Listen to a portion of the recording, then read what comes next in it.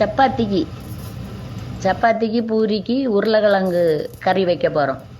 First கொஞ்சம் சீனி சட்டி அடுப்பில் வச்சுட்டு அதுக்கப்புறம் கொஞ்சம் எண்ணெய் விட்டு கொஞ்சம் கடுகு கொஞ்சம் பெருஞ்சீரகம் போட்டு கொஞ்சம் நல்லா வதக்கிட்டு திருப்பி இஞ்சி பூண்டும் போட்டு அதையும் நல்லா வதக்கிட்டு அதுக்கப்புறம் கொஞ்சம் பெரிய வெங்காயம் கொஞ்சம் பெரிய வெங்காயத்தையும் போட்டு நல்லா வதக்கிட்டு திருப்பி ஒரு பச்சை மிளகா 2 பச்சை மிளகா கீறி அதையும் போட்டு ஒரு தக்காளி எத்தனை பேர் இருக்காங்களோ அதுக்கு தக்கின ஒரு தக்காளி இல்லாட்டி 2 தக்காளி போட்டு அதையும் நல்ல பேஸ்ட்டு மாதிரி வதக்கி வச்சுட்டு திருப்பி உருளைக்கிழங்க கை வச்சு நல்லா மசக்கி அதில் தட்டிட்டு கொஞ்சம் வத்தல் பொடி கொஞ்சம் மல்லிப்பொடி போடணுன்னா போடலாம், இல்லாட்டி கறி மசாலா பொடி கொஞ்சம் போட்டு மஞ்சப்பொடி போடணும்னு இல்லை, வேணும்னா போட்டுக்கிடுங்க. மஞ்சப்பொடியும் போட்டு நல்லா கொஞ்சோல தண்ணி ஊற்றி லேசாக உப்பும் போட்டு உப்பு கணக்காக போட்டு